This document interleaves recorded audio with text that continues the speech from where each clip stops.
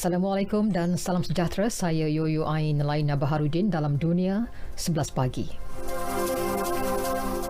Pentadbiran Amerika Syarikat mula mengarahkan warganya yang berada di Ukraine agar meninggalkan negara itu dengan kadar segera.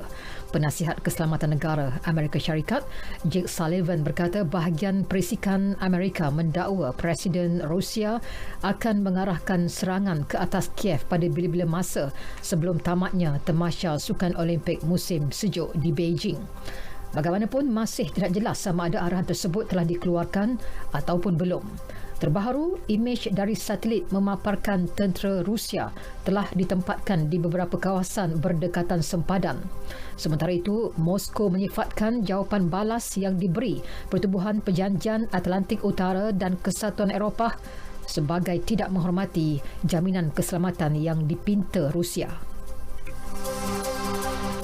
Presiden Joe Biden dalam pada itu akan menghubungi Presiden Rusia Vladimir Putin hari ini bagi membincangkan ketegangan di sempadan Rusia-Ukraine ketika ini. Pegawai Amerika mendedahkan perbincangan itu diawalkan dari tarikh sepatutnya.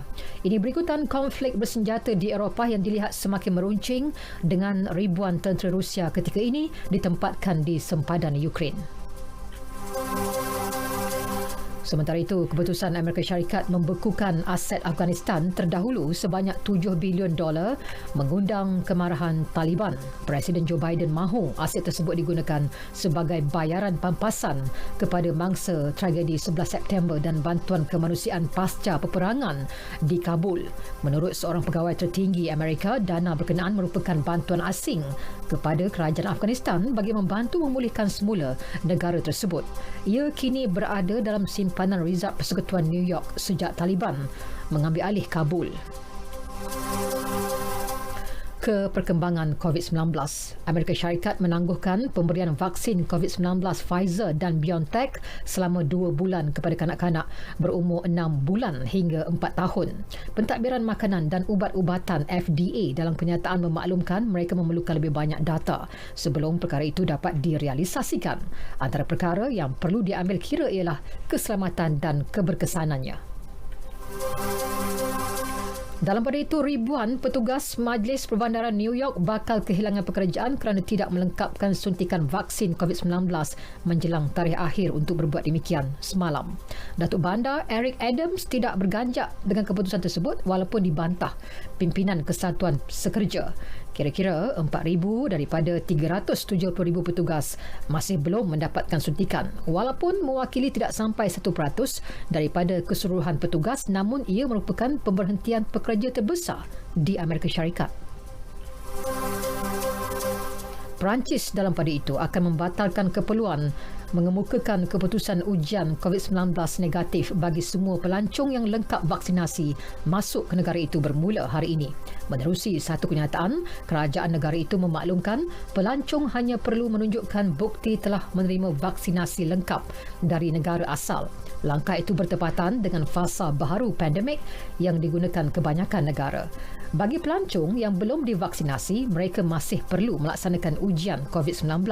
Bagaimanapun, SOP lain seperti pelaksanaan ujian COVID-19 sewaktu ketibaan dan kuarantin tidak lagi diwajibkan sekiranya pelancong itu tiba dari negara senarai hijau.